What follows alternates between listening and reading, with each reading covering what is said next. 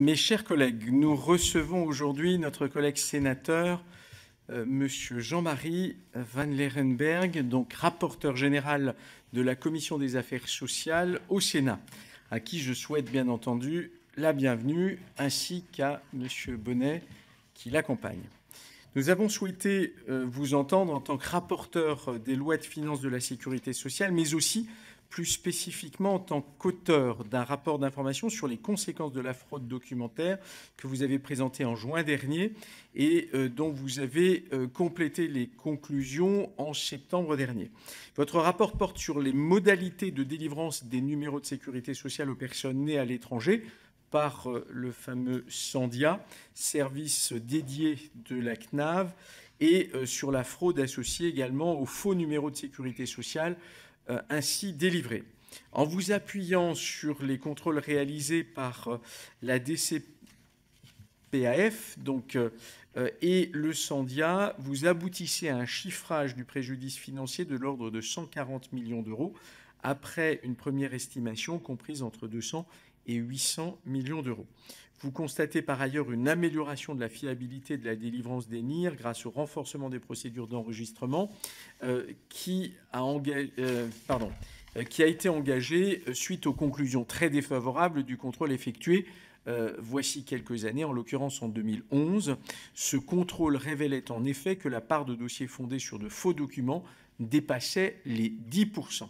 D'ailleurs, je pense que c'est un point sur lequel on sera sans doute amené à revenir. Nous souhaiterions avoir votre éclairage sur ces conclusions, mais aussi plus largement sur le fonctionnement du Sandia, sur les difficultés à déceler les fraudes documentaires, puisque en fait, l'origine de ce type de problématique, ça peut être la fraude documentaire en tant que telle, et bien entendu, comment traiter les dossiers de personnes issues de pays dont l'état civil est défaillant ou inexistant.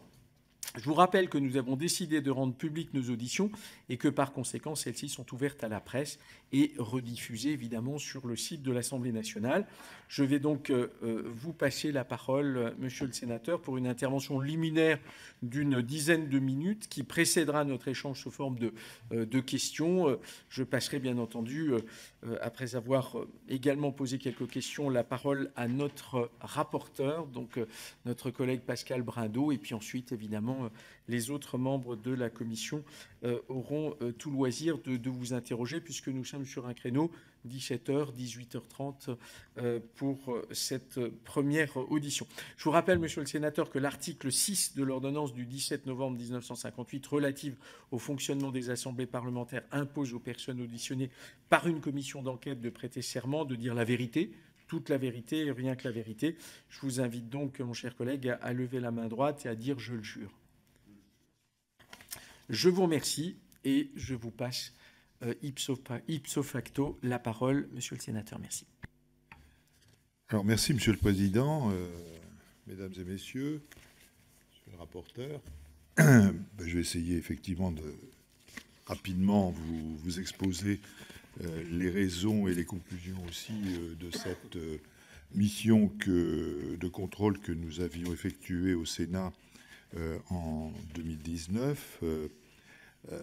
Ça faisait partie du programme, mais suite à un échange qui avait été assez vif en séance publique entre Madame la ministre Agnès Buzyn et Nathalie Goulet, une collègue du Sénat, lors de la discussion du projet de loi MUES, justement sur la fraude documentaire. Elle se fondait, cette discussion et cette évaluation un peu exagérée, 14 milliards d'euros, sur des propos émis par M.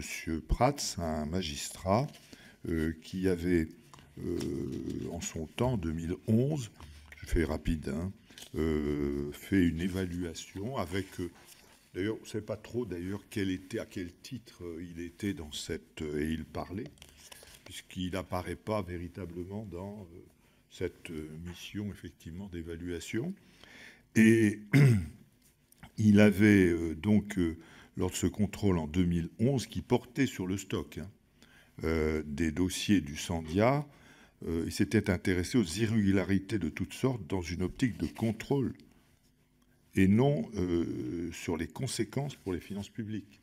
Donc, en réalité, on lui a posé la question comment avez-vous émis ce chiffre de 14 milliards? C'est simple, c'est fait une règle de 3. Il y avait effectivement des irrégularités sur 10% des dossiers, compte tenu d'un stock qui était à l'époque de 18 millions, je pense. Voilà, on fait une règle de 3, compte tenu que c'est 7 000 euros les prestations moyennes à la sécurité sociale, on arrive à ce chiffre de 14 milliards. Pardon, monsieur le sénateur, juste un point, puisque vous évoquiez le statut du juge Prat. On avait vérifié, il était à ce moment-là membre de la DLNF. Hein, c'était ça, oui. Voilà, la raison de sa présence. Et d'où... Alors, il était à ce titre dans une commission qui était plus large, hein, où il n'y avait pas que... Mais c'était... on a eu les membres, hein, bien sûr qu'on a demandé aussi effectivement la liste des membres qui avaient participé à cette mission de 2011. Bon, donc voilà, ça nous est paru assez surprenant, évidemment, le calcul assez hâtif, hein, une règle de 3 sur des chiffres qui paraissaient plutôt exagérés, hein, 7 000 euros. Pardonnez-moi, je vous dérange une nouvelle fois, si vous pouviez rapprocher votre micro, voilà, parce que... Voilà, pour que les collègues puissent entendre. Voilà, merci beaucoup. Vous n'entendez pas? Bon, alors je vais parler plus fort peut-être, et puis dans le micro. Bon.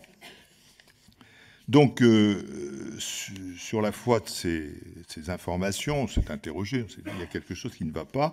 Et en 2018, on est allé, nous, au bout de la démarche. Enfin, il y a eu effectivement une interrogation. Et on a essayé de distinguer la gravité des irrégularités qui étaient commises, et on a réinterrogé les assurés qui étaient concernés par les manquements les plus sérieux. On est arrivé donc de ce fait à une estimation des dommages financiers qui est beaucoup plus fiable, vous en conviendrez, mais ce contrôle n'avait porté que sur des dossiers créé en 2017, et pas du tout sur le stock. Elle est donc conclusive, bien sûr, aussi sur les conséquences des faiblesses actuelles du système, mais pas sur les dossiers les plus anciens. Alors je précise que, évidemment, les procédures entre 2011 et 2018 au Sandia ont notamment évolué. Hein, Alors, et heureusement, hein, avec un contrôle renforcé des données qui leur étaient fournies. Alors, qu'est-ce qu'il en est sur notre demande qui a été à ce moment-là formulée de partir d'un échantillon représentatif sur des bases qui étaient évidemment des bases statistiques, contrôlé d'ailleurs par l'INSEE sur l'élaboration de cet échantillon. Et les résultats du contrôle conjoint Sandia-DCPAF, donc il y avait aussi, pas seulement, le Sandia c'est un organisme, je le précise pour ceux qui ne le sauraient pas, qui est une émanation de la CNAV, hein, de la Caisse nationale d'assurance vieillesse, et qui est chargé justement des contrôle de l'immatriculation des personnes nées à l'étranger. Hein, donc c'est et la DCPAF naturellement parce qu'elle fait évidemment son travail aussi de contrôle aux frontières, quoi. Alors qu'est-ce qu'il en est advenu sur les 1575 dossiers de l'échantillon qui ont fait l'objet d'un contrôle? Seuls 47 dossiers, c'est-à-dire 3%, présentaient une anomalie critique, un nombre significatif apparaissant en anomalie mineure ou en indéterminée. Ce classement tient notamment au fait que l'échantillon concernait parfois des dossiers anciens, établis à un moment où, par exemple, une seule fiche d'état civil était acceptée pour une inscription. Ces dossiers alors réguliers ont été classés lors du contrôle en anomalie mineure ou en indéterminée selon le cas. Et le résultat des enquêtes individuelles sur les 47 anomalies critiques n'était absolument pas connu. C'est donc sur ce fondement que nous avions indiqué que le risque financier se situait à l'intérieur d'une fourchette assez large de 200 millions à 800 millions.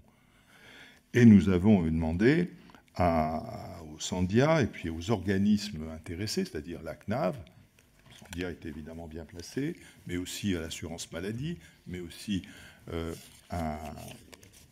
aux allocations familiales, à la CNAF, de faire un contrôle précis des prestations qui étaient servies sur ces 47 dossiers, de les régulariser éventuellement si c'était possible, ou de remonter évidemment et de sanctionner si c'était le cas. Et sur cette base-là, on a constaté en septembre, donc un peu plus tard, parce qu'il y a un délai légal pour contester effectivement les bases qui étaient fournies au Sandia. Il y a 3 mois, je crois. Il y a 2 fois 3 mois. Il y a 3 mois, plus 3 mois pour remonter effectivement et aboutir éventuellement à la suppression de l'indemnité, ou de l'indemnisation, pardon, ou plutôt des prestations, pardon. Donc, en septembre, c'était le premier délai, 3 mois, 14 dossiers n'avaient pas pu être régularisés sur les 47. On n'a pas le chiffre d'aujourd'hui qui nécessite effectivement peut-être d'avoir des contre-contrôles, quoi. Les intéressés sur ces 14 dossiers qui n'avaient pu être régularisés, les intéressés ont perçu un total de prestations de 13 546 € en 2018. Donc, on aboutit à un préjudice financier d'environ 117 millions d'euros associés aux fausses immatriculations si on prend l'ensemble des dossiers des personnes vivantes immatriculées et nées à l'étranger, avec beaucoup évidemment de précautions d'ailleurs dans ce domaine. En appliquant le même taux d'anomalie aux dossiers aussi indéterminés, on aboutit à 140 millions. Donc vous voyez, on a essayé de ne pas minimiser, mais de véritablement cerner le plus précisément possible la fraude qui était née de ces immatriculations qu'on peut considérer comme frauduleuses.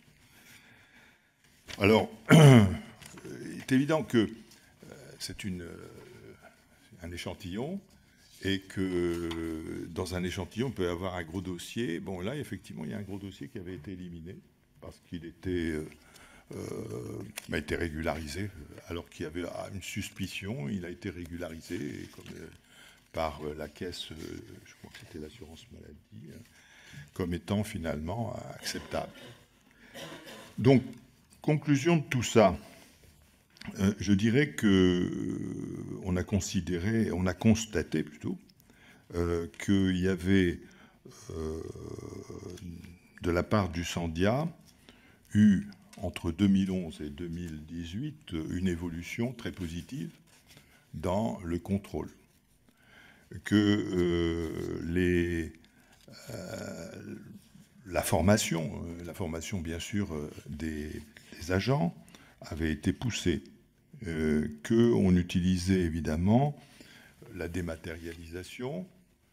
Avec ce que nous avons fait, c'est formuler quelques critiques parce qu'il y avait parfois des difficultés de lisibilité. Faire un scanner d'une photocopie de papier, parce que c'est parfois accepté, les photocopies, quand la personne physique est là, dans une caisse, ils peuvent parfaitement admettre la photocopie et l'envoyer ainsi au Sandia. J'avoue que les scanners ne sont pas terribles, donc il y a des progrès véritablement à faire dans ce domaine, ce que nous avons signalé.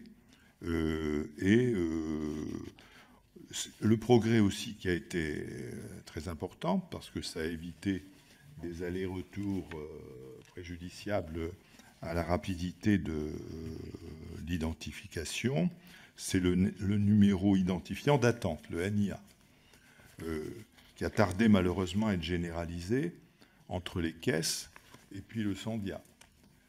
Donc le Sandia a renvoyé, je crois que c'était de l'ordre de 7,8% de dossiers qui leur semblaient, je dirais, suspects. dans les caisses et attendaient évidemment le retour avant de pouvoir publier, enfin donner un numéro d'identification. Donc là, le NIA qui a été maintenant mis en place, il y a eu à peu près une dizaine d'années pour sa mise effectivement en application directe. Vous aviez aussi posé quelques questions concernant, et je conclurai là-dessus, concernant la provenance de ces dossiers classés en anomalie critique. Ils viennent de pays évidemment très divers. Il y a des pays européens, mais néanmoins la plupart de ces dossiers montrent une prépondérance assez nette du Maroc et de l'Algérie. 11 dossiers du Maroc et 7 d'Algérie. Voilà. Je crois qu'aujourd'hui, on peut noter véritablement de la part des organismes de sécurité sociale une amélioration, puisqu'il faut disons, apporter la preuve de son identité avec 2 papiers, soit un extrait d'acte de naissance, plus un titre de séjour ou une carte d'identité. Ce qui n'était pas le cas, vous voyez, en 2011. Donc il y a un renforcement considérable du contrôle qui s'est effectué. Il y a certainement, comme je l'ai signalé là au passage, des améliorations à apporter, notamment sur le scanner. Je pense que ce que nous avons dit aussi, c'est que dès qu'il y a un doute, il faudrait que la personne physique, parce qu'aujourd'hui on peut faire des déclarations par Internet, que la personne physique se présente dans la caisse qui est sollicitée pour une prestation. Voilà en gros rapidement ce que je pouvais dire dans une première déclaration. Merci beaucoup, Monsieur le Sénateur. Donc, vous évoquiez effectivement déjà des données plus anciennes qui étaient les études de 2011-2013. Première question que je voudrais vous poser. Donc, si on regardait ces données de 2011-2013 où était évoqué un risque de faux documents à hauteur de 10%, ça reviendrait à avoir, enfin à l'époque le chiffre qui était mentionné, c'était 1,8 million de potentiellement de faux. Dans votre rapport, on est à 150 000. Donc, première question, c'est comment, en quelques années, on passe du premier chiffre au second. Ma deuxième question, elle porte sur la représentativité en fait de votre échantillon, dans la mesure où tout est basé là-dessus. C'est-à-dire que aujourd'hui au Sandia, et d'ailleurs on aura peut-être l'occasion aussi de revenir plus précisément sur les chiffres, mais si l'on part de l'idée qu'on a un ensemble du stock Sandia de 21,1 millions de NIR, c'est-à-dire plus de 20 millions de NIR, comment s'assurer que l'on dispose véritablement d'un échantillon représentatif alors qu'on a une volumétrie de plus de 20 millions de NIR. Et donc, du coup, ma deuxième question, quels sont les arguments qui plaident en faveur de la représentativité plus ou moins forte de votre échantillon? Et la troisième question, j'étais un petit peu surpris en comparant des données. Dans le rapport Goulet-Grandjean, qui pourtant est un rapport récent, on se base sur un nombre de NIR Sandia, entre guillemets, en vie, de 18,7 millions de NIR. Et ça, c'est le chiffre INSEE. C'est-à-dire que Mesdames Goulet et Grandjean nous indiquent que c'est le chiffre INSEE. Et quand on reprend votre rapport, on n'est plus à 18,7 millions de NIR, mais 17,2 millions de NIR Sandia actifs ou en vie. Donc là aussi, comment expliquez-vous cet écart entre ce qui est indiqué par l'INSEE directement? Aviez-vous du coup une autre source d'information? Je vous remercie et je passe la parole à notre rapporteur pour que celui-ci puisse poser les questions. Ensuite, on vous demandera de répondre et ensuite on demandera aux collègues évidemment aussi de poser leurs questions. Je vous remercie. Monsieur le sénateur, il faut que vous éteigniez. Voilà. Merci. Merci de cet exposé d'abord. Moi, je vais avoir d'abord un champ de questions qui va permettre d'expliciter pour l'ensemble des membres de la commission d'enquête ce que l'on considère comme étant un dossier dit favorable, un dossier avec des anomalies mineures, un dossier avec des anomalies critiques et un dossier dit indéterminé. J'aimerais que vous nous explicitiez ce qu'on appelle un dossier favorable, ce qu'on appelle une anomalie mineure, ce qu'on appelle une anomalie critique et ce qu'on intègre dans des dossiers dits indéterminés. Et puis ensuite, effectivement, 3 séries de contrôles ont été opérées en 2011, en 2018 et plus récentes encore sur le stock du Sandia de 2017. Si on compare les chiffres des dossiers audités, on n'est pas très loin, puisqu'on est à un peu plus de 2000 dossiers en 2011, un peu plus de 2000 dossiers en 2018, et puis 2000 dossiers sur le stock. Ensuite, du Sandia opéré.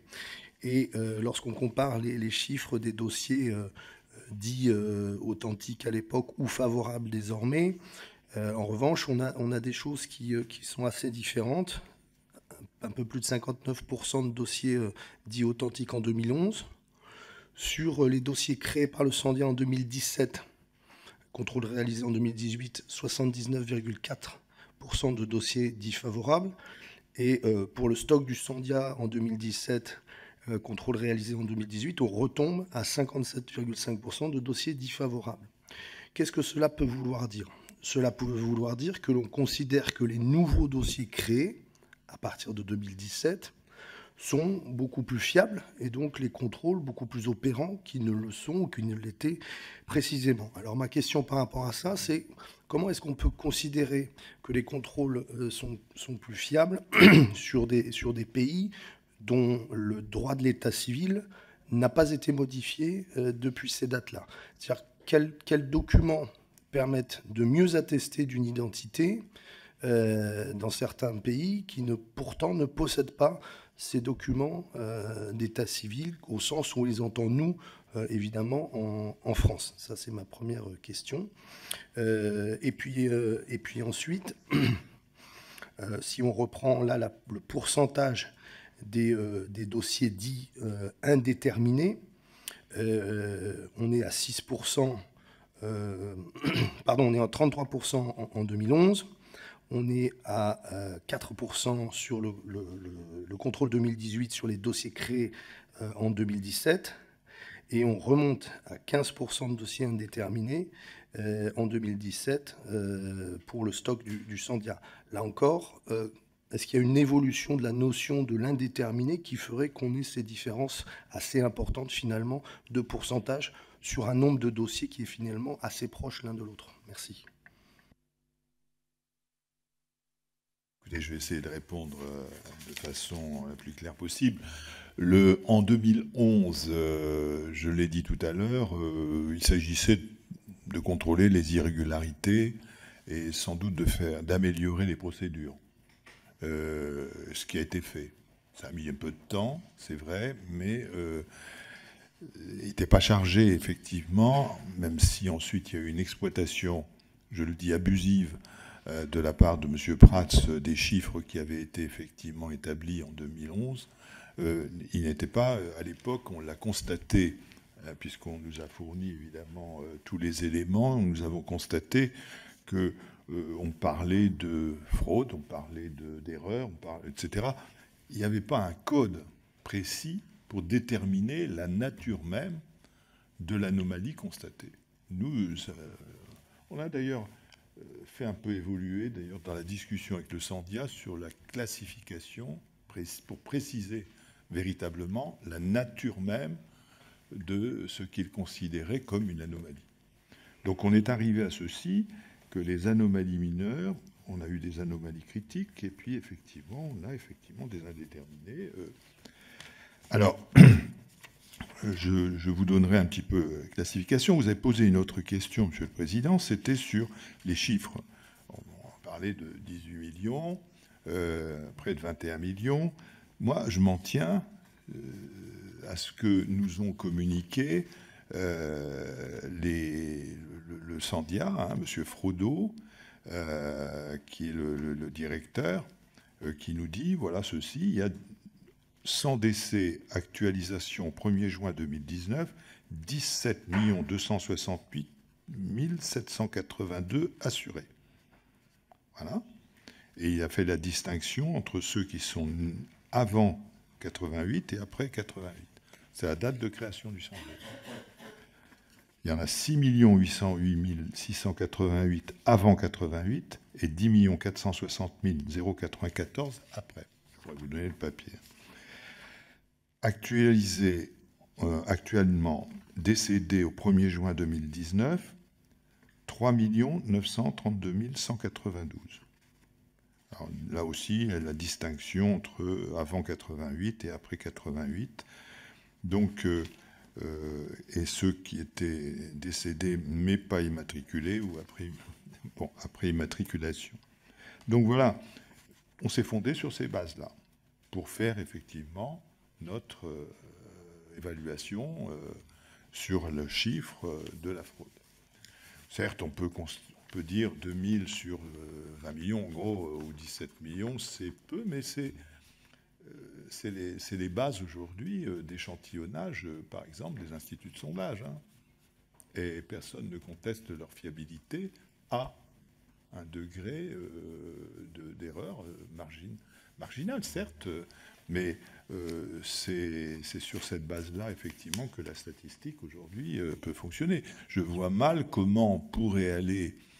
Il faudrait une armée, hein, peut-être, de petites mains, même quand même assez averties, pour aller repérer dans tout le stock des numéros d'identification, ceux qui l'ont été de façon peut-être frauduleuse par le passé. Je vois mal comment on pourrait effectivement effectuer ce travail. On peut, si vous le souhaitez, sans doute augmenter l'échantillon. Je ne suis pas sûr qu'on arrive à quelque chose de plus fiable. Je veux dire, à ceci près que parfois, effectivement, comme on a pu le constater, puisqu'on a eu la liste, évidemment, nominative, totalement, évidemment, dont nous sommes tenus secret, on ne va pas publier, il y avait effectivement une personne qui avait touché une importante somme sur plusieurs des prestations maladie, et puis il y avait une prestation d'allocation familiale aussi, non ? C'était pas complexe. Bon, ça peut être complexe, hein, d'ailleurs, il peut y avoir une prestation d'allocation familiale, de maladie, plus d'assurance vieillesse. Hein, bon. Et là, c'était une prestation d'assurance maladie qui était assez lourde, qui aurait pu fausser. Bon, elle a été régularisée, donc, mais elle aurait pu fausser effectivement le calcul. Bon, ça n'est pas le cas. C'est ça le risque quand on échantillonne, évidemment, c'est d'avoir quelque chose qui sort de la norme. Et ça, tous les statisticiens le savent. Bon. Mais on peut corriger. Et là, pour le coup, ça s'est corrigé naturellement. Bon. Ensuite, pour revenir à la question concernant les anomalies et le classement qu'a fait le Sandia pour traiter tout ce qu'il constatait.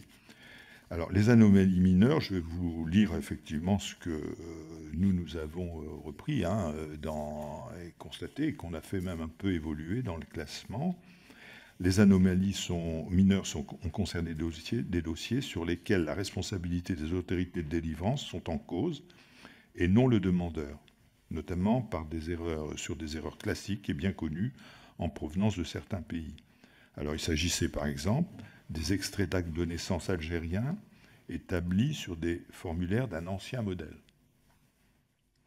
Des extraits d'actes de naissance établis par les autorités espagnoles sur des imprimés plurilingues de la CIEC et qui ne comportent pas de numéro d'acte de naissance. Des extraits d'actes de naissance établis suite à un jugement supplétif sans copie jointe du dit jugement. Ça provenait du Maroc, du Mali et de Guinée. Des pièces d'état civil établies par un consulat pour les pays où le formalisme n'est pas en principe retenu. Et des pièces dérogeant légèrement au formalisme de l'état de délivrance sans présenter d'autres anomalies. Alors vous avez aussi, donc voilà, pour citer les cas de l'anomalie dite mineure.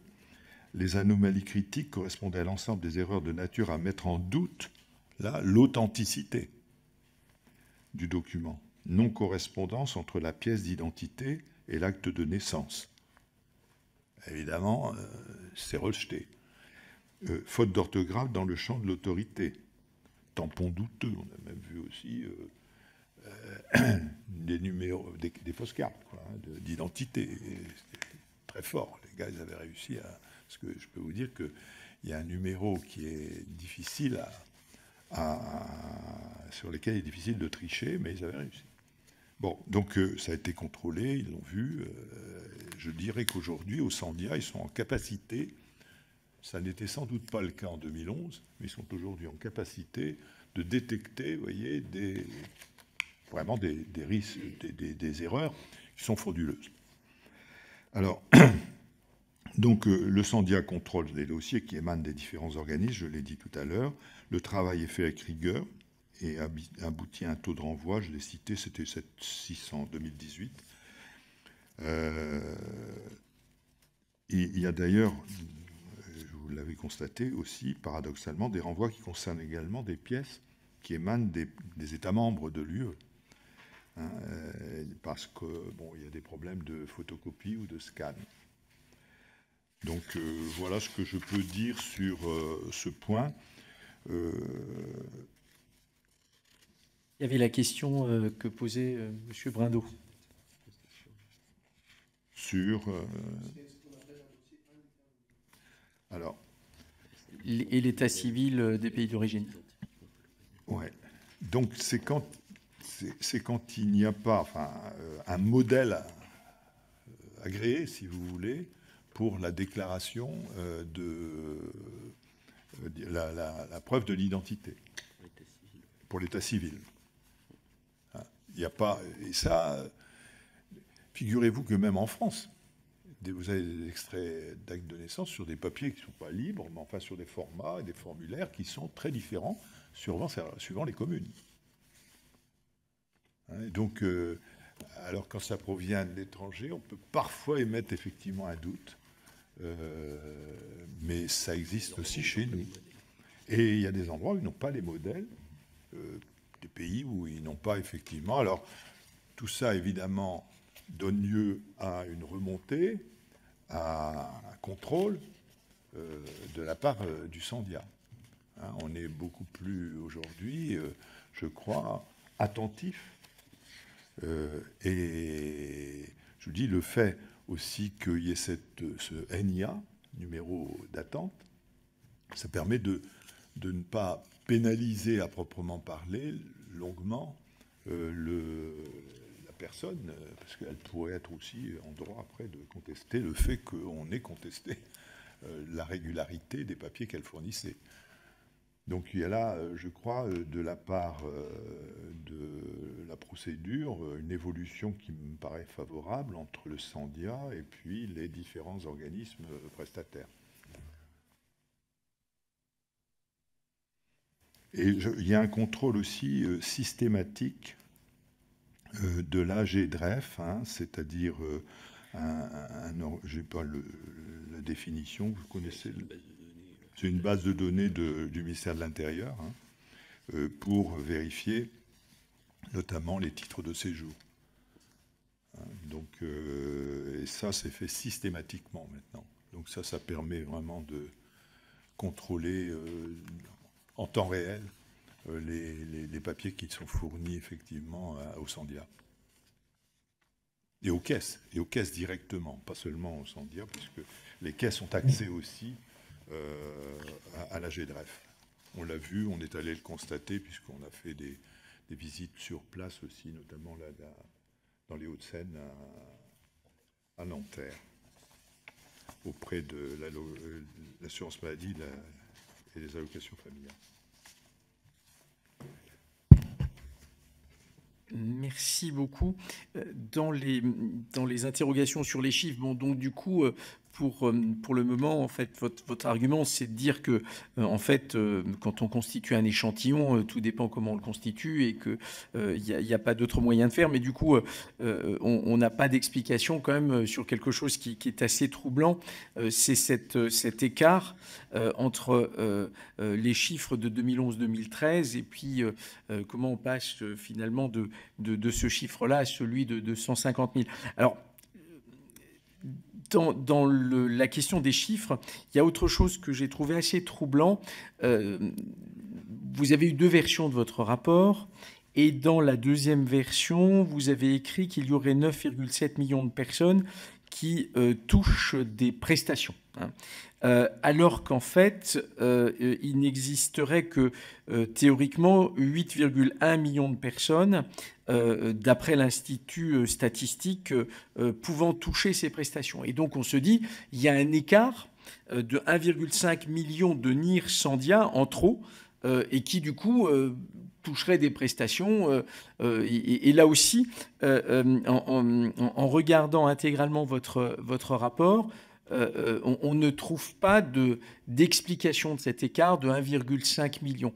Est-ce que vous pourriez revenir sur ce point qui ne me semble pas être un détail?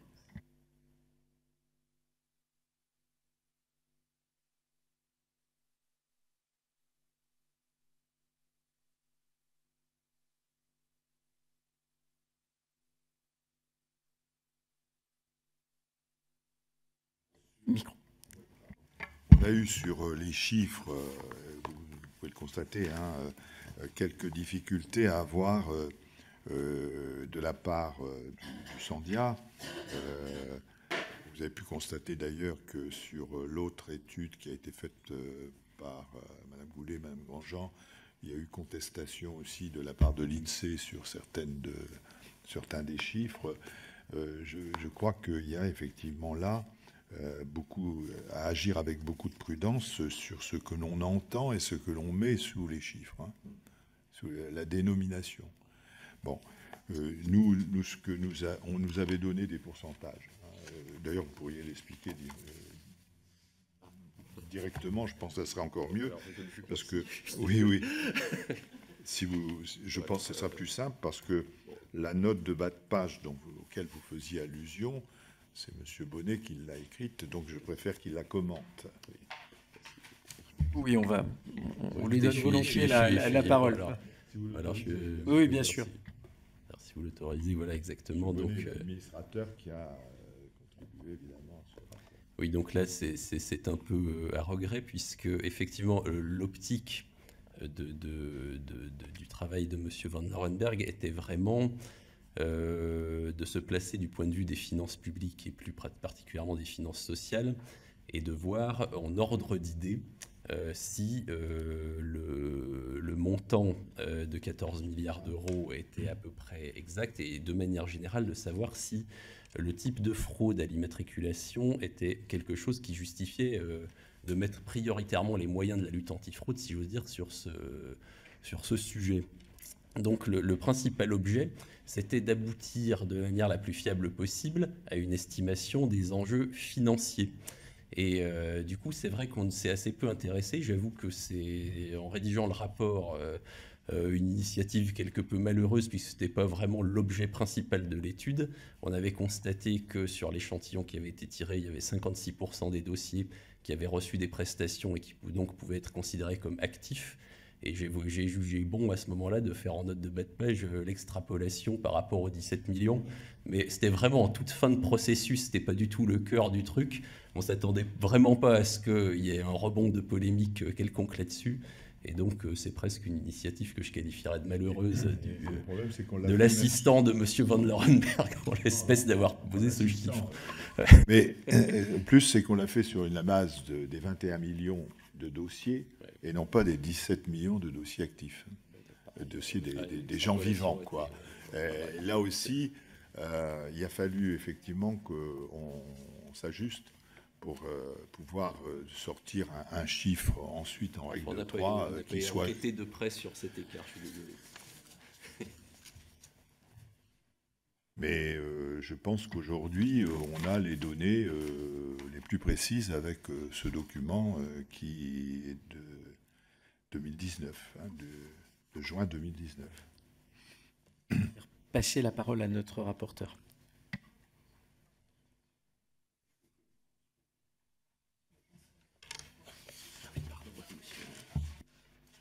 Merci. Oui, du coup, je suis un peu un peu ennuyé dans vos explications, parce que vous avez commencé votre propos liminaire par critiquer la méthode de la règle de 3 effectuée par le magistrat Prats sur le stock du Sandia et le contrôle réalisé en 2011. Et vous nous expliquez que vous avez fait des extrapolations avec une règle de 3 pour établir les chiffres que vous avez intégrés dans le rapport. Donc ça, sur le plan de la méthode, ça me gêne. Et ensuite, donc vous avez indiqué que le chiffre de 17,2 millions d'assurés avec un IR était un chiffre fourni par le Sandia, quand le chiffre de l'INSEE fourni est de 18,7 millions. Je voudrais avoir votre avis sur quelle peut être l'origine de cet écart entre un institut, qui est en particulier l'Institut national de la statistique en France, pour lequel ça me gênerait beaucoup que ces chiffres soient inexacts, puisque c'est quand même celui qui est en charge du nombre d'habitants dans notre pays et d'un certain nombre d'autres chiffres très importants finalement pour non seulement nos statistiques, mais avec les conséquences sur les finances publiques que ça a, et un chiffre qui est fourni par un des organismes sous l'égide de la CNAV. Ça, c'est la première question. La deuxième, c'est donc, vous avez indiqué quelle était la nature des dossiers dits indéterminés. Ça veut dire que ces dossiers, une fois qu'ils ont été classifiés indéterminés, ils sont ensuite acceptés par le Sandia comme étant porteurs de la possibilité d'établir un IR, ou est-ce qu'ils sont bloqués pour ce qui est des personnes qui sont dans cette situation-là? Je réponds sur cette question. Ces dossiers indéterminés sont acceptés par le Sandia et la DCPAF. C'est donc qu'ils ont jugé que l'anomalie était réellement peu importante et pas de nature à remettre en cause, à considérer qu'il y avait là effectivement une remise en cause de la possibilité donc de servir des prestations à ces personnes. Donc l'identité, je vous dis, malheureusement, il y a des efforts à faire aujourd'hui sur les pièces d'identité. La nature, non, puisque c'est bien classifié, etc., ce que l'on peut produire, mais c'est sur le rendu, quand ils sont transmises, ces pièces, aux caisses comme au Sandia. Donc, parfois, on a constaté nous-mêmes, on est allé voir. Bon. Ils sont très... Je peux témoigner qu'ils sont sévères. Et quand je dis c'est indéterminé, moi j'aurais même parfois sans problème classé comme étant acceptable. Les deux pièces elles concordaient parfaitement, il n'y avait pas, à mon sens, mais je dirais conscience professionnelle. Les agents du Sandia le renvoyaient sur la caisse qui était émettrice. Je pense qu'il y a une véritable, aujourd'hui, procédure qui est parfaitement huilée et qui ne l'était pas sans doute en 2011, incontestablement. Alors j'en viens aux chiffres de 2011. 2011, on part sur des bases qui sont totalement larges, pas du tout validées en termes d'anomalie. On dit, voilà, il y a 10% de dossiers qui sont suspects. Nous, on est à 10, mais ça veut dire quoi? Donc, anomalie, comme on les a classés, et on arrive à réduire la suspicion. Déjà, il n'y a plus 10%, on est beaucoup moins. On est à 3%. Bon.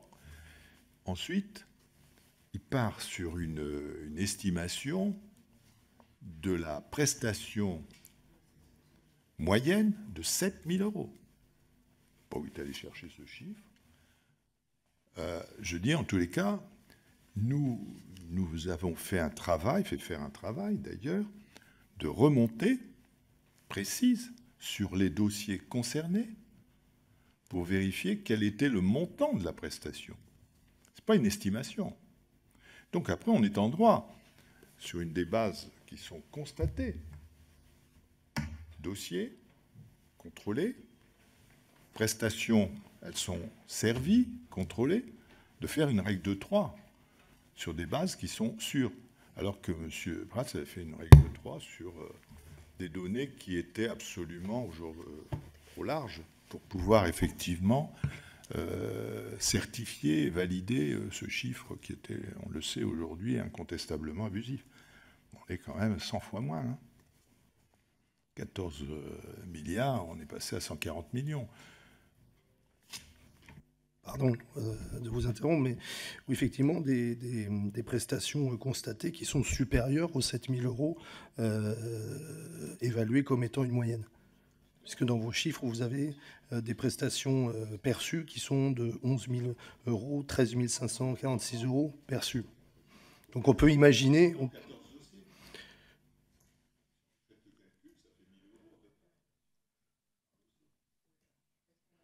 Oui, mais comment vous pouvez imaginer que sur 14 dossiers qui représentent 14 000 euros, on est dans un chiffre, là aussi, moyen qui pourrait nous amener à faire des règles de 3 et des extrapolations? Les donneurs d'ordre sont les prestataires, c'est les caisses d'assurance maladie. Ah oui, oh bah. Non mais attendez, moi je ne suis pas là pour faire... ça c'est un autre travail. Si vous voulez vérifier les toubibs, la régularité des prestations, ce n'est pas notre affaire. C'est peut-être la vôtre, mais pas la nôtre. Nous, on était sur c'est le numéro d'identification, le numéro d'inscription à la sécurité sociale. Hein. Ne confondons pas. Et pour des étrangers, pour des personnes étrangères, enfin nées à l'étranger.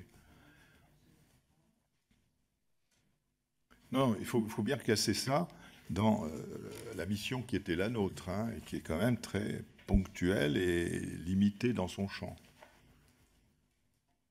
Bien, nous avons 4 collègues qui souhaitent prendre la parole. Madame Boyer tout d'abord, puis Monsieur Ramadier, Monsieur Zumkeller et Madame Grandjean. Donc, je vous passe successivement la parole.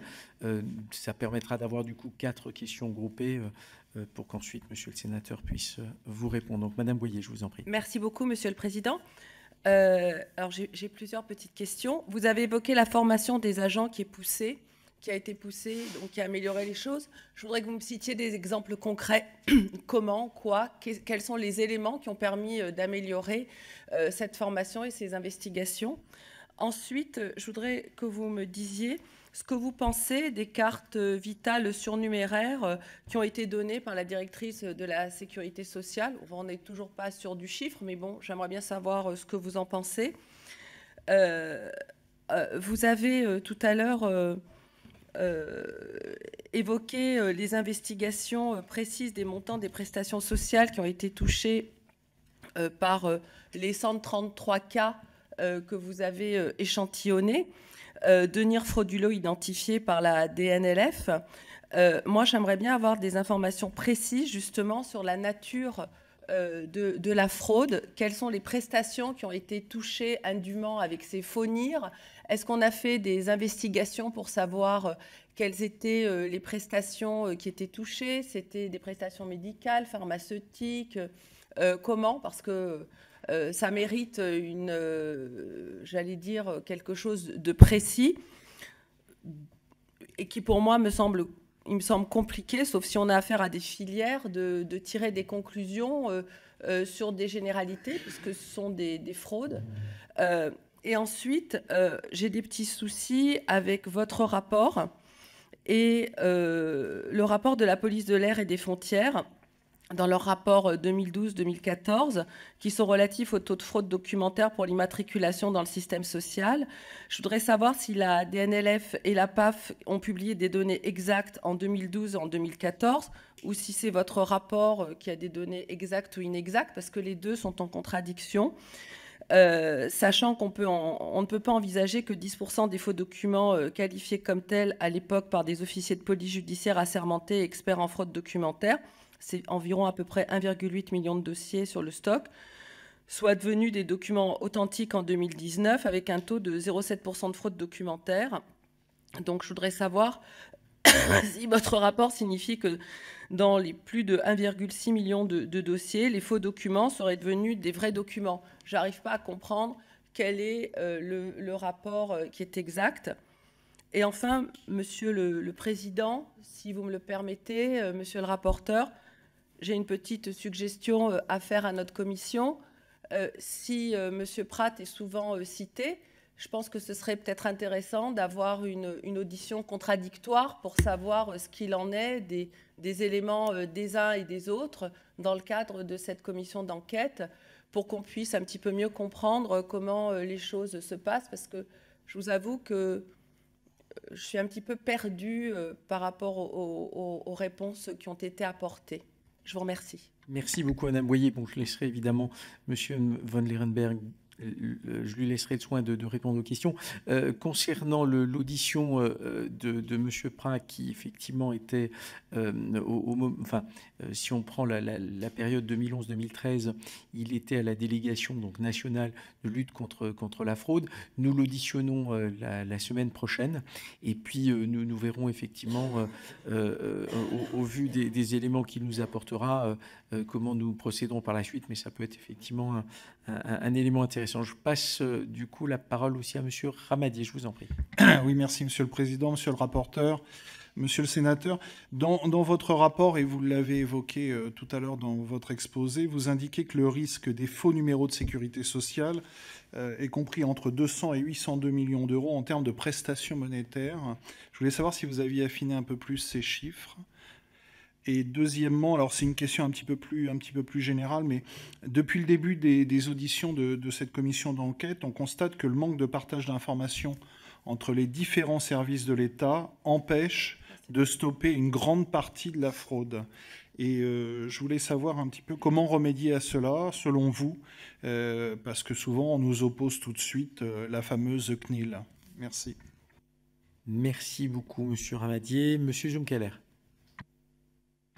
Monsieur le Président, Monsieur le rapporteur, Monsieur le Sénateur, je partage beaucoup de questions qui ont été posées, de surprise quand même sur certaines réponses. Et il me semble-t-il, vous n'avez pas répondu à, je ne sais plus si c'est le Président ou le rapporteur, concernant le 1,5 million de personnes touchant des prestations. Ce chiffre ne vous interpelle pas. Vous avez un chiffre à vous à 9,7 millions, alors que l'INSEE a un chiffre à 8,17 millions.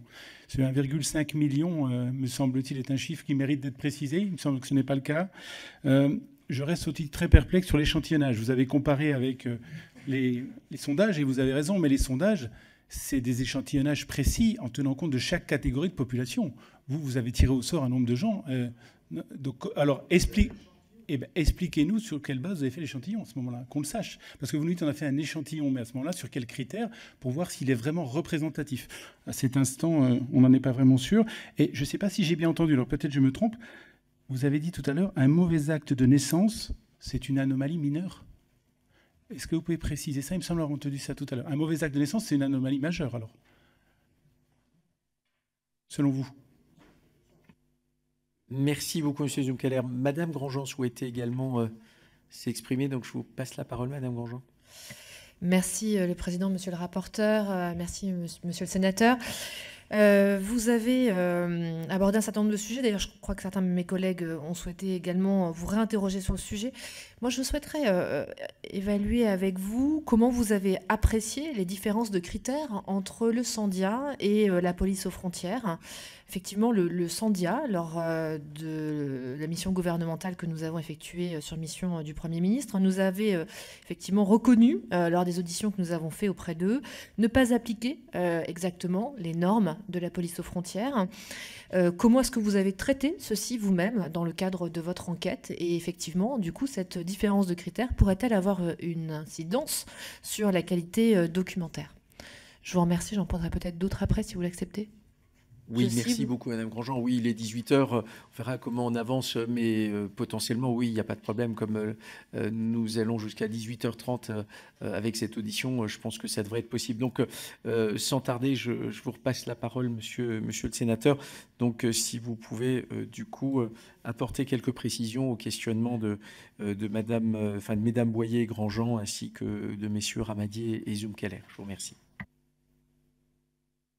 Alors, la formation, vous avez posé une première question, c'est sur la formation au Sandia. Pas seulement au Sandia, d'ailleurs, je crois que il y a eu véritablement un travail,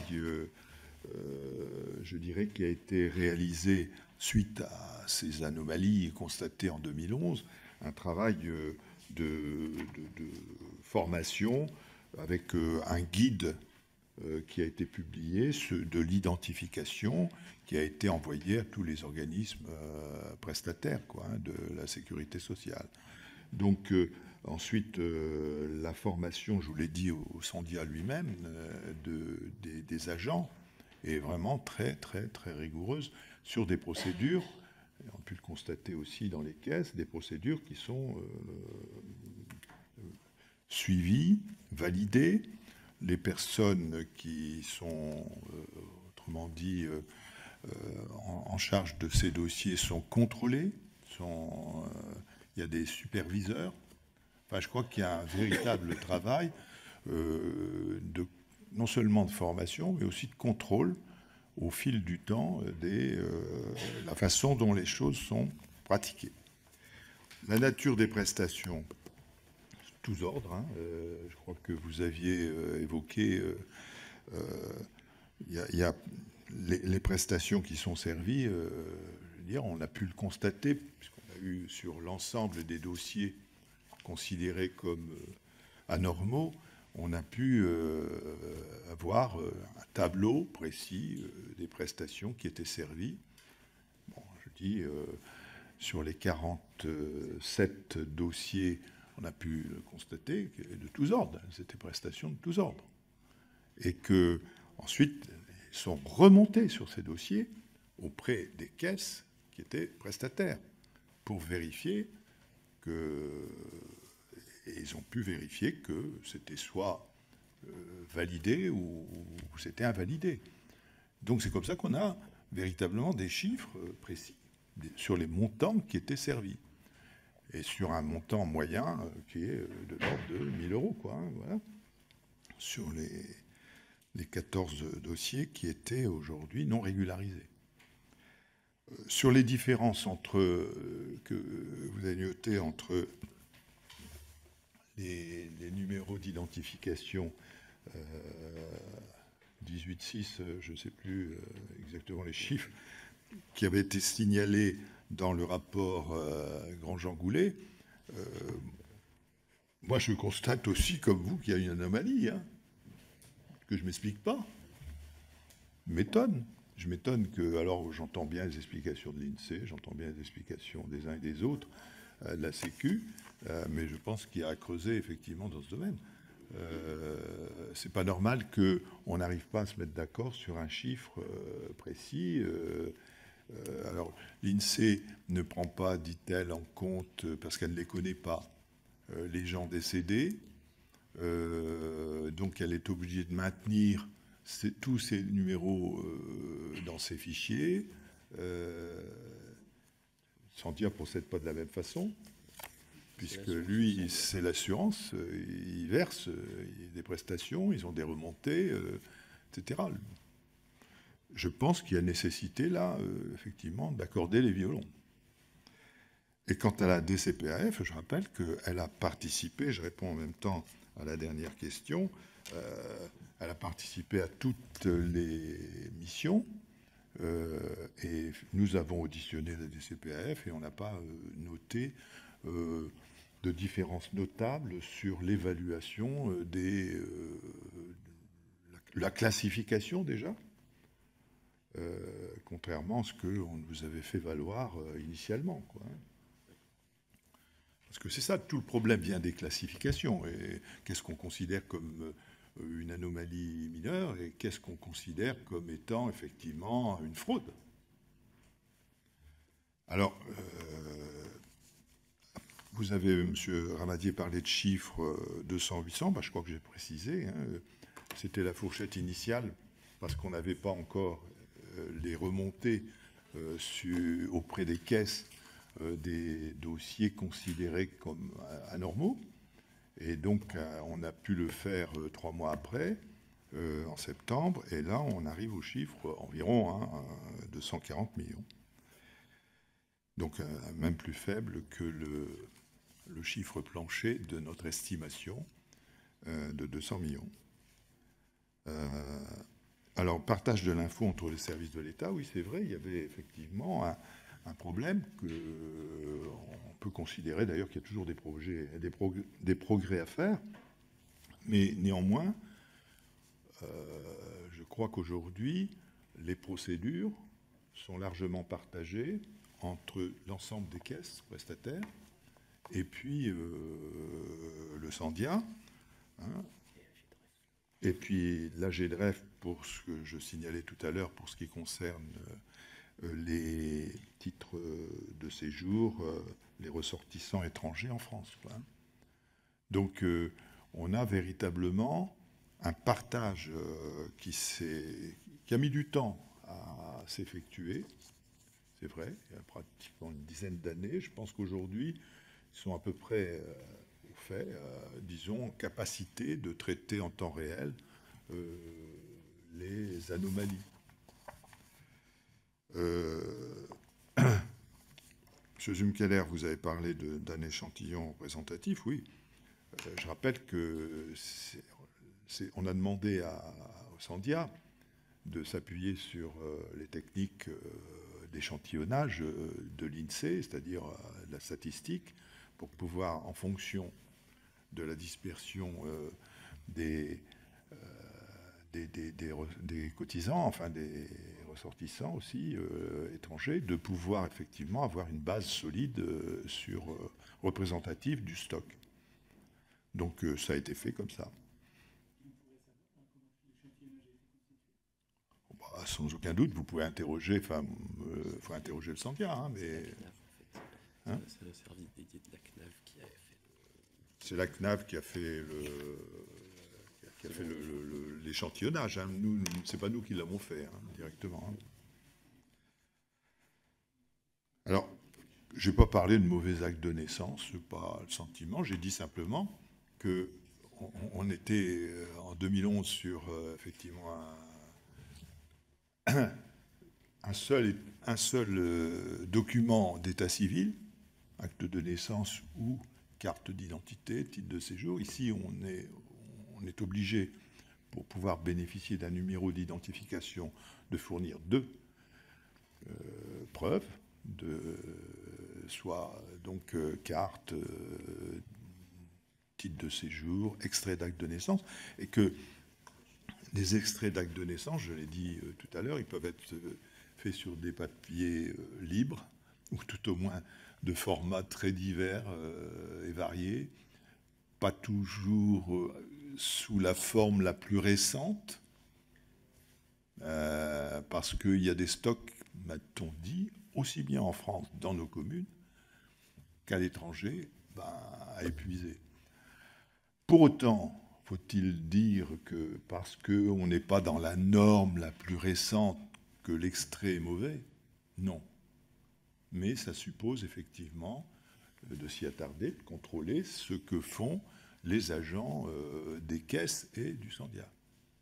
Ils ont été parfaitement alertés, et aujourd'hui, quand ils envoient au Sandia un extrait d'acte de naissance, je pense que c'est parce qu'ils l'ont véritablement dûment contrôlé, sur la base des informations, de la formation qu'ils ont reçue et des procédures qui sont effectivement aujourd'hui en œuvre.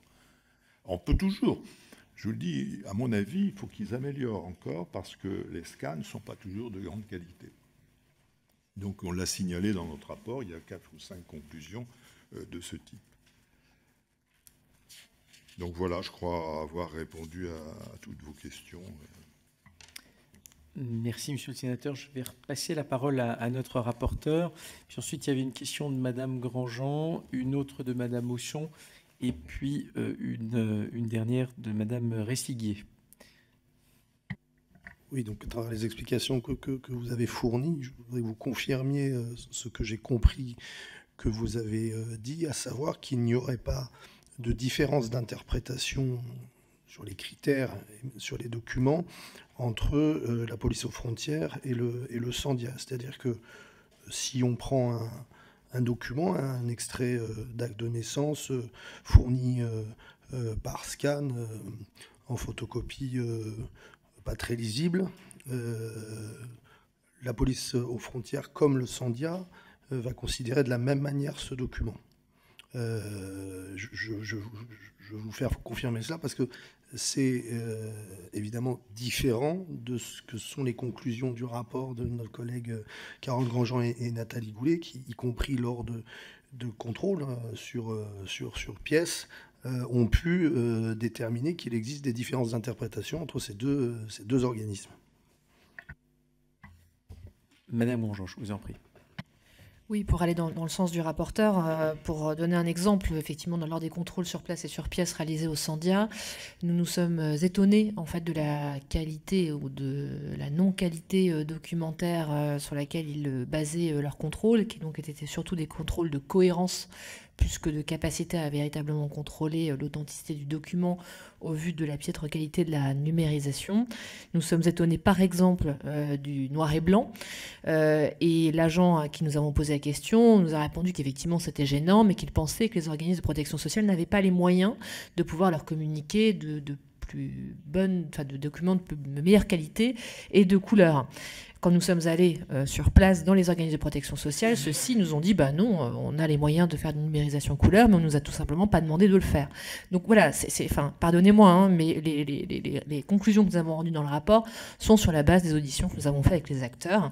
Et donc nous pensons effectivement qu'il y a une problématique de cohérence entre l'exigence des critères de la PAF et du Sandia. Et le Sandia a reconnu d'ailleurs ne pas appliquer complètement les critères exigés par la PAF. Moi, je vais aller sur 3 autres questions. J'ai entendu vos remarques concernant les différences d'appréciation que nous avons fait sur les cartes, les décalages de cartes vitales et les doublons et les cartes vitales en surplus. Comment finalement expliquer que lors d'un communiqué de presse fait par les organismes sociaux eux-mêmes en septembre 2019, nous puissions recueillir et finalement calculer le chiffre de 5,6 millions de cartes vitales en supplément.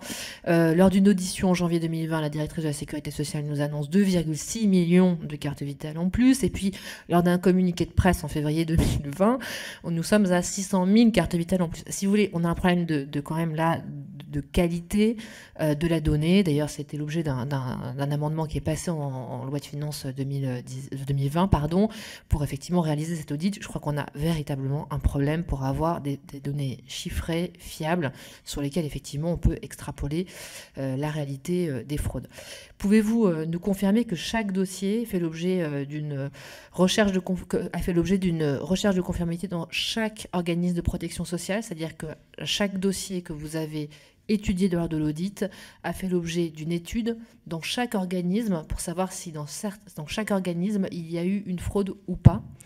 Et l'autre question que j'avais à vous poser, c'est avez-vous vérifié la véracité et comment, dans ce cas-là, des preuves de vie, puisque nous avons eu un sujet également sur le nombre de centenaires présumés vivants. Merci beaucoup, Madame Grandjean. Madame Auxon. Merci, Monsieur le Président. Je voulais vous interroger sur la création du numéro NIR et de la fraude documentaire. Ce numéro NIR est créé de plus en plus par la dématérialisation. Il n'y a plus d'échange physique parce que tout passe par le net et la numérisation des dossiers. Je voulais savoir si vous estimez que la fraude documentaire est accentuée par la dématérialisation, la création de ce dossier, et si le cas échéant, n'est-il pas nécessaire de créer, dans l'étape de création du dossier, un contrôle physique du demandeur? Merci beaucoup. Et Madame Ressiguier. Je vous remercie. Moi, j'aurais aimé savoir si vous avez une idée du pourcentage sur les dossiers en anomalie de ceux qui sont dits critiques, c'est-à-dire ceux où vous disiez qu'il y avait des doutes en fait sur l'authenticité. Après vérification, quel est le pourcentage comparé aux autres dossiers en anomalie? Et puis, au niveau des cartes vitales et des NIR en surnombre, moi, ça ne me paraît pas aberrant qu'il y en ait plus, parce que ce qui m'intéresse, c'est savoir quelles sont encore en activité sur celles qui sont en surnombre, parce qu'on peut être étudiant d'un pays étranger, venir en France 1 an ou 2 pour des études, et puis repartir et conserver son NIR. Donc la question, c'est combien sur ces cartes-là ont des droits ouverts et actifs. Et aussi, j'aurais aimé avoir votre avis sur la coordination entre les différents organismes et l'équilibre à trouver entre la simplification, donc beaucoup maintenant d'organismes sont gérés avec la GED, la gestion électronique des données, et donc l'équilibre entre ne pas bloquer des gens dont les droits sont avérés en exagérant les suspicions et en même temps voilà, contrôler rationnellement. Je vous remercie. Merci beaucoup, Monsieur le Sénateur. Je vous repasse la parole. Alors, merci, Monsieur le Président. Je réponds tout de suite à Monsieur le rapporteur. Oui, c'est vrai que la documentation qui peut être fournie, bon, peut-être de mauvaise qualité, on peut considérer que c'est... Mais on peut aussi croiser l'information. Et aujourd'hui, c'est ça l'avantage, c'est qu'il y a 2 documents qui permettent de corriger éventuellement le doute que l'on peut avoir à la lecture du premier, d'un des 2.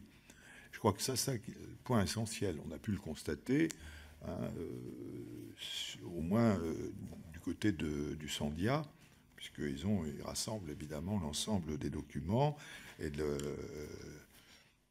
je crois qu'ils arrivent comme ça à lever un certain nombre de doutes, mais quand même à garder 7,6% de dossiers, à mettre en doute 7,6%, et donc à faire un contrôle, un super contrôle auprès de l'organisme prestataire qui a émis le dossier. Donc c'est quand même, je crois, une sécurité incontestable grâce à la procédure qui a été mise en place, qui me paraît assez fiable. Madame Grandjean, vous avez évoqué la qualité, effectivement, des documents. Bon, oui, c'est vrai qu'en noir et blanc, c'est quand même pas fameux. Par exemple, pour des photos, je peux vous dire, des photos notamment de personnes d'Afrique noire, c'était pas toujours évident, compte tenu de la qualité du scan, de pouvoir véritablement donner un avis certain. Donc, on l'a formulé d'ailleurs, hein, cette remarque dans notre rapport aussi. On a dit qu'il faut vraiment améliorer le scan, passer à la couleur. Je crois que c'est indispensable et c'était né des contacts avec la PAF, quoi. Hein. Bon, donc incontestablement. Maintenant, je peux vous dire aussi que quand il y a un doute sur la photo, etc., le dossier n'est pas... Il remonte, il repart. C'est pas traité comme ça à la légère. Hein, j'ai pu le constater aussi. Sur la fraude aux cartes vitales, c'était pas notre sujet. Hein. Nous, je constate, comme vous, que les réponses récentes de Madame Mignot-Leloup m'ont un peu estomaqué. Je crois que la polémique... Vous n'êtes pas le seul. Hein. Avec l'INSEE... La polémique sur les suivis l'INSEE me paraît problématique. Je crois qu'il est nécessaire de clarifier, et je crois que la question est posée. Aujourd'hui, on est en droit de demander et d'exiger effectivement une clarification et qu'on puisse avoir des chiffres fiables sur les cartes vitales actives, celles qui seraient... je dirais, en surnombre. Je pense que, en ce qui concerne les remontées de prestations, nous, sur les dossiers, les 47 dossiers sont remontés. On a fait une analyse, enfin, pas nous qui l'avons fait, c'est la CNAV. Ils ont fait, sur l'ensemble des caisses prestataires, ils ont fait une remontée des dossiers pour voir... les montants qui étaient en jeu. Donc, on a le tableau. Ouais, le montant des prestations versées en 2018 hein, sur ces dossiers, pour voir s'ils étaient véritablement actifs encore et s'il y avait effectivement une suspicion légitime hein, sur la réalité de cette inscription. Donc, on a ici... une statistique sur les dossiers que nous avons échantillonnés. Alors, il y a... il y a 906 dossiers, 57%, 57,5% qui sont considérés comme OK, favorables. Il y avait 246 dossiers, c'est-à-dire 15,6% qui étaient en indéterminé, pardon. Et puis vous avez 376 dossiers, 23 donc 0,9 qui étaient en anomalie mineure, et l'anomalie critique, les 47 dossiers dont on a parlé, 3%. Voilà pour le classement. Vous retrouvez tous ces chiffres dans le rapport, dans notre rapport. Donc, sur la dématérialisation, question, ben oui, c'est sûr que c'est une facilité qui a été accordée aux personnes de pouvoir demander une inscription par Internet. On peut comprendre. Ce n'est pas un cas général, mais c'est de plus en plus répandu. C'est vrai. Et que c'est, on le sait aujourd'hui, une possibilité là de tricherie, au moins sur la personne. Donc, ce que nous demandons, c'est quand il y a un doute, parce que parfois, bon, il n'y a pas de doute, les papiers sont de bonne qualité, bon, on a demandé qu'il y ait un contrôle physique, que réellement, dans les caisses qui sont émettrices de la demande, ben, il puisse y avoir un contrôle physique. Je crois qu'il n'était pas systématique. Il n'en demeure pas moins que le Sandia a envoyé le dossier et que c'était à la caisse de valider. Ensuite, comment faisait-elle? Elle repartait sans doute sur, nous l'ont dit, sur le dossier initial. Et je dis que la meilleure des choses, la meilleure des preuves, c'est quand même la présence physique de la personne. Je crois que ça vaut la peine, compte tenu effectivement des sommes qui sont en jeu, quoi. Voilà, donc je crois avoir répondu à l'ensemble des questions. Je pourrais en répondre à d'autres si vous avez encore 5 minutes. Hein, mais enfin. Oui, Madame Ressillier, je vous en prie.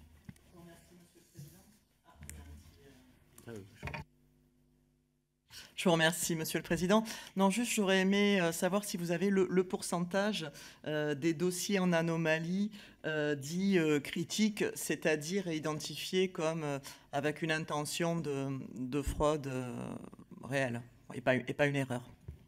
Je vous remercie. Je vous ai donné les chiffres. Hein. Il y a 47 dossiers qui sont en anomalie critique. Et il y en a 14 qui n'ont pas été régularisés. Peut-être, c'était d'ailleurs au mois de septembre, parce qu'aujourd'hui, on n'a pas eu le dernier chiffre. Normalement, on devrait pouvoir, 3 mois, 6 mois, on devrait avoir effectivement encore un chiffre plus précis. Ça ne m'étonnerait pas qu'il y ait eu encore des dossiers régularisés, mais il n'en demeure pas moins qu'au bout de 3 mois, quand on n'a pas pu apporter la preuve physique, souvent, comme ils nous le disent, c'est qu'il y a un loup. Hein. Bon, donc, on peut considérer que c'est une base quand même très fiable. Mais il y a 47 dossiers donc critiques et 376 dossiers en anomalie mineure. On attendra donc des chiffres un peu plus précis et plus larges, mais ça donne une indication. Merci. Oui, à partir du moment où les organismes de contrôle valident des dossiers fournis par les prestataires, je crois que on peut toujours évidemment faire des super contrôles. Je vous ai dit que dans les caisses, on a pu le constater, les agents sont supervisés. On vérifie au fil du temps qu'ils gardent bien en mémoire les procédures, qu'ils les appliquent correctement. Ils sont suivis au jour le jour, quotidiennement. Quand il y a un doute, ils peuvent faire appel au superviseur. Donc, je pense qu'il y a eu une grosse évolution depuis 2011. C'est en cela peut-être que la mission qui nous a alerté, celle auquel on faisait allusion au départ, c'est avec M. Prats, a été utile, même si après les estimations me sont apparues exagérées.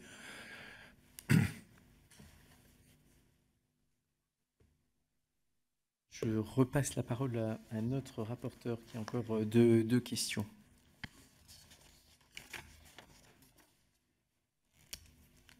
Ah oui. Merci.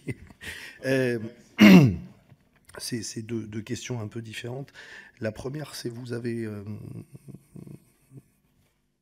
indiqué, s'agissant des anomalies critiques qui avaient été constatées dans le contrôle, qu'une proportion assez forte provenait de dossiers du Maroc et d'Algérie. Je voudrais avoir votre appréciation là-dessus pour savoir quelle pourrait être la cause du fait qu'une part significative de ces dossiers proviennent de ces deux pays, et s'il ne s'agirait pas là d'un indice, même faible, d'une fraude plutôt organisée qu'individualisée.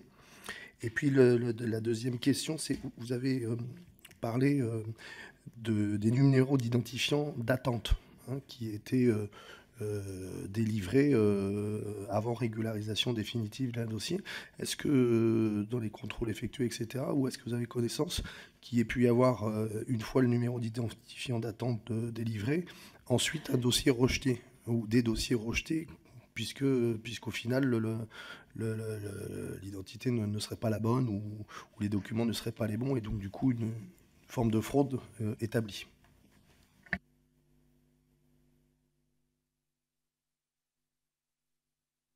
Vous citiez effectivement l'Algérie.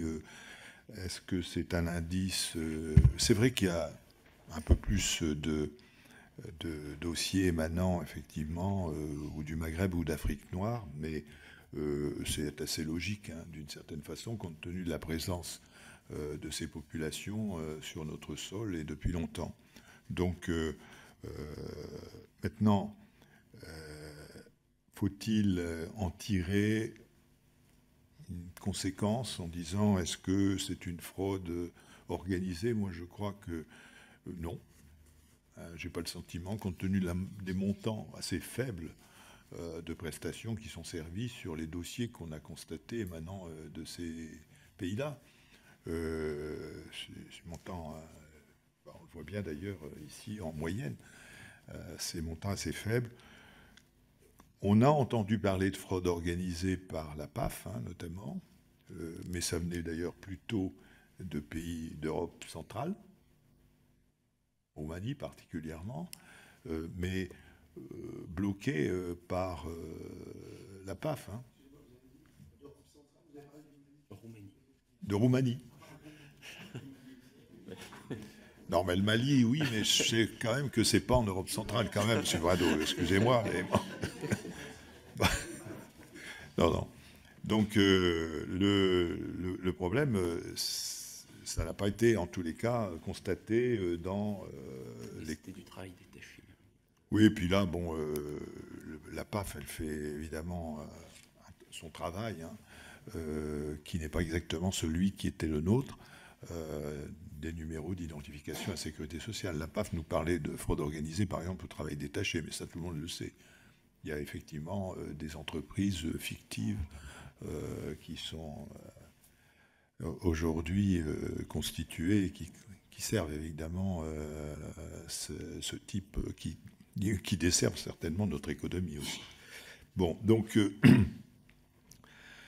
pour moi, on ne peut pas dire, en conclusion, qu'il y ait le sentiment d'une fraude organisée. Il y a des tentatives de la part de certains individus et qui étaient d'origine de ces pays, de tenter effectivement peut-être d'obtenir effectivement des prestations en France, c'est vrai. Mais dire que c'est organisé, non. Alors, on sait qu'il y a par contre, mais ça sort complètement de notre champ, ça je pense que c'est ce à quoi faisait allusion Mme Grandjean, c'est qu'il y a de la fraude à la carte vitale, il y a des gens qui aujourd'hui, essayent de fabriquent des fausses cartes d'identité aussi. Hein, on nous a dit, là, notamment au Sandia, puis en écoutant la PAF, que malgré la difficulté aujourd'hui de faire avec les numéros ici d'identification qui sont codés, et on arrive à avoir des experts en fraude, si j'ose dire, organisés, qui arrivent à fabriquer des fausses cartes d'identité qui sont difficilement repérables. Mais c'est en voie, effectivement, ils ont la capacité de détecter aujourd'hui la tentative de fraude, quoi. Monsieur le sénateur, je me permets une dernière question. Quand on prend les données sur lesquelles on s'appuie pour faire un certain nombre de raisonnements, évidemment, on travaille sur des échantillons. On l'évoquait, y compris un échantillon de 2000 dossiers. Bien. Donc on peut évidemment dire un certain nombre de choses. Vous êtes ingénieur de formation, vous évoquiez évidemment les règles de la statistique, hein, et donc les instituts de sondage procèdent évidemment en disant voilà, on opère à des échantillons dont on espère qu'ils sont le plus représentatifs possible. Mais en même temps, on sait pertinemment qu'évidemment, il y a des choses qu'on peut dire quand on est sur un échantillon et non pas sur l'intégralité, et il y a des choses qu'on ne peut pas dire. Donc on est quand même d'un côté sur 2000 dossiers, de l'autre côté, donc, qui font partie de l'échantillon, et le volume global des dossiers, on est sur plus de 20 millions de dossiers. Ma question est très simple. Pensez-vous qu'objectivement, sur une base d'échantillons, on peut dire qu'il n'y a pas de fraude organisée? Je dis bien de fraude organisée.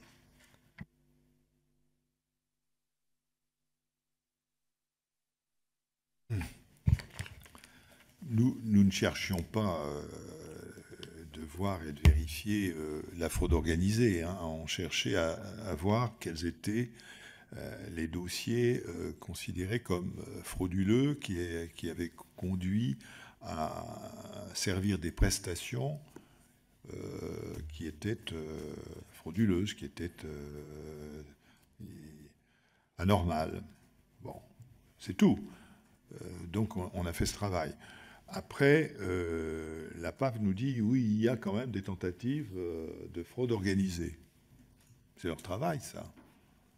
C'était pas le nôtre. Hein. Dire que, bah oui, moi, nous étions dans la capacité, avec les organismes précités, hein, d'aller vérifier les 20 millions de dossiers pour voir s'il y avait une fraude là organisée. D'ailleurs, je pense que c'est aujourd'hui aux caisses de faire ce travail de détection. C'est là où c'est, à mon avis, le plus facile, condition de sortir parfois, je dirais, de son guichet, quoi. D'essayer de comprendre pourquoi, et je crois avec les algorithmes aujourd'hui, on a capacité, je pense qu'ils ont capacité aujourd'hui à détecter ce qui apparaîtrait hors norme. La sécurité sociale le fait. Puis elle fait un travail sur, notamment, elle le fait peut-être pas avec des algorithmes, mais elle pourrait le faire.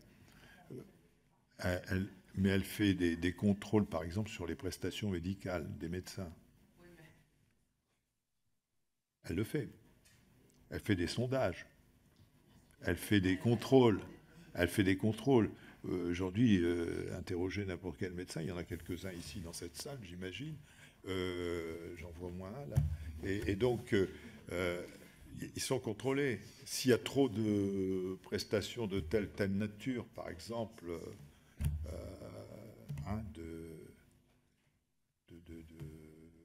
sur tel médicament ou telle prestation ou tel comment dire, les jours, les IJ, les indemnités journalières, il y a question. Tout ça, c'est bien fait de façon statistique. sont pas à contrôler, évidemment. Et aujourd'hui, ils sont en capacité, vous n'avez qu'à interroger la sécurité sociale, ils sont capables aujourd'hui de tout faire avec les contrôles, avec les outils dont ils disposent. Après, il faut leur en donner l'autorisation. Mais moi, je pense que pour ce qui nous concerne, sur les prestations servies frauduleusement à des gens nés à l'étranger, ce que l'on peut dire, c'est les chiffres que là, nous avons servis. Maintenant, libre à vous d'aller refaire exactement la même démarche, de voir s'il faut un échantillon plus vaste, s'il faut effectivement prendre une armée de service civique, par exemple, et puis de les mettre à recenser tous les dossiers, etc. Bon courage. Pour un résultat qui ne sera peut-être pas vraiment suffisamment probant, parce qu'il faut encore s'assurer que le contrôle soit fait par des gens de qualité, assermentés et capables de reconnaître le faux du vrai. Compliqué, hein? Je passe encore parole à M. Zumkeller et puis ensuite nous allons évidemment clore cette audition. Monsieur Zumkeller, je vous en prie. Donc on vient de discuter, donc la police de l'air et des frontières nous explique qu'il y a de la fraude en bande organisée, hein, c'est une évidence, et vous n'en trouvez pas dans votre échantillonnage. Est-ce que vous ne trouvez pas que ça démontre justement que l'échantillonnage n'est pas bon? Vous devriez au moins trouver un peu de fraude organisée, puisqu'on est sûr qu'il y en a. On est sûr qu'il y en a, vous faites un échantillonnage, vous ne trouvez rien. À mon avis, ça démontre totalement que l'échantillonnage n'était pas bon. Hein. On parle, ce sont des mots. On parle de fraude organisée, c'est quoi? La fraude organisée, non mais ça veut dire quoi? Non mais c'est quoi? Ça recouvre quoi? Parce que pour moi, tout part de là, on dit c'est frauduleux. Mais frauduleux, c'est quoi? Je suis très surpris que vous posiez cette question. Tout le monde sait qu'il y a des filières très organisées, qui créent des fausses adresses, qui créent des fausses identités, avec des faux papiers d'état civil étranger. Tout le monde le sait. Moi, je suis très surpris que vous mettiez en doute le fait qu'il y ait de la fraude organisée. Qu'on ne sache pas le pourcentage que ça représente, je l'entends. Mais nier le fait qu'il y ait de la fraude organisée, c'est impossible. Bien sûr que ça existe. Et ce n'est pas nous qui le disons. La police de l'air et des frontières le dit. Elle dit même, je pense que si elle avait plus les moyens, elle en aurait plus. Dire aujourd'hui, il n'y a pas de fraude organisée, dans votre bouche, ça me semble inconcevable. Si la police aux frontières le dit, c'est qu'elle l'a détecté. Si elle l'a détecté, c'est qu'elle l'a remonté. Elle participe à tous les contrôles. Donc elle l'a remonté. Donc ça veut dire qu'effectivement, ça a été corrigé. Et que dans les organismes qui sont concernés, on a... Non, je n'ai pas dit ça. Je dis que de toute façon, aujourd'hui, il y a des gens qui sont en capacité de fabriquer des cartes d'identité fausses avec vraiment beaucoup de précision. Sans doute pas suffisamment, puisqu'on arrive, et qu'on est en train de modifier la carte d'identité pour être encore un peu plus sûr de sa provenance. Et on a aussi une fraude aux cartes vitales, je l'ai dit tout à l'heure, c'est vrai. Mais je parle ici de numéro d'identification à la sécurité sociale. Je ne parle pas de la fraude aux cartes vitales et aux travailleurs détachés. Et donc tout ça, quand on parle de fraude, on parle d'un truc qui est massif. Je ne nie pas qu'il y en ait. J'ai écouté ce que disait la police aux frontières, mais on leur a posé la question. On leur a dit, mais alors là, dans le domaine qui est le nôtre, précis, qu'est-ce qu'on peut dire? Est-ce qu'il faudrait, etc. Nous, on peut dire qu'honnêtement, ils ont validé ce rapport. Donc, voilà, je crois qu'il ne faut pas se tromper. On peut utiliser des grands mots qui recouvrent quelque chose de certainement vrai, mais qui n'est pas exactement ce que nous cherchions. Pour ça qu'on ne l'a pas trouvé. Mais on est sur numéro d'identification à la sécurité sociale. Ça ne donne pas automatiquement droit à une carte et à une prestation. On ne va pas rouvrir le débat. Je pense que nous avons dépassé l'heure puisque il est 18h40. En tout cas, oui, juste le rapporteur pour un propos conclusif et on va passer à notre prochaine audition. Mais je vais... Oui, monsieur le rapporteur. Et juste pour dire, malgré tout, on nous explique à longueur de rapport de la Cour des comptes, etc., que la fraude documentaire, c'est la clé d'entrée vers les fraudes aux prestations sociales. Et donc vos propos qui consistent à dire qu'effectivement, finalement, la fraude documentaire, c'est epsilon, ou finalement quelque chose de circonscrit et qui sera même amené à être encore plus circonscrit demain, m'interpelle beaucoup parce que ça veut dire qu'on devrait, selon votre raisonnement, qui soutient, moi il me surprend, mais c'est que du coup, finalement, le niveau de la fraude aux prestations, aux cotisations sociales va plonger dans les années à venir parce que justement, on aura verrouillé la problématique de la fraude documentaire. Ce que je ne crois pas. Ici, on parle de fraude documentaire sur des personnes nées à l'étranger. C'est limité déjà. Après, c'est quoi? Même un cinquième des... Hein? Donc, je veux dire qu'il faut chercher aussi ailleurs pour tous ceux qui sont nés en France et qui peuvent effectivement frauder. Ce n'était pas le champ de notre d'exploration. Deuxièmement, ce que dit la Cour des comptes, que la principale source, parce que la Cour des comptes a servi des chiffres il y a 2012, etc., qui étaient exagérés, ils le reconnaissent aujourd'hui. D'ailleurs, nous avons demandé, la Commission des affaires sociales du Sénat, à la Cour des comptes, de faire ce travail aussi sur la fraude sociale, et on doit on doit les rencontrer normalement pour avoir effectivement le résultat de ces travaux. Hein. Je ne sais pas si c'est fixé, pas encore, mais donc on aura l'occasion de confronter effectivement nos points de vue. Je ne pense pas qu'ils contredisent ce que nous avons dit et écrit. Bon. Mais on ne les a pas encore rencontrés officiellement, donc attendons. Mais ça sera intéressant, effectivement. Mais ce qu'ils disent aussi, c'est que la principale fraude, c'est quand on triche sur les documents émis, et pas la fraude documentaire, mais pas seulement de numéro de l'identité. La fraude documentaire sur, par exemple, les revenus. Vous fournissez des faux revenus exagérés pour pouvoir bénéficier, par exemple, d'une assurance chômage, hein, d'une indemnité chômage surévaluée, ou à l'inverse. Vous trichez sur vos revenus pour pouvoir toucher le RSA ou une autre prestation. Voilà. Et il dit c'est là la source principale, effectivement, de la fraude. Et les caisses ne s'en cachent pas, elles le disent. Notre recherche, elle est là constamment. Donc, ils font le travail, mais je pense qu'il y a encore des progrès à faire, bien sûr. Mais on sort là complètement du champ, évidemment, qui est le nôtre. Hein. Très bien. Merci beaucoup, monsieur le sénateur. Donc, au nom de l'ensemble des membres de la commission et bien entendu aussi de notre rapporteur, je vous remercier pour cette audition. C'est moi qui vous remercie.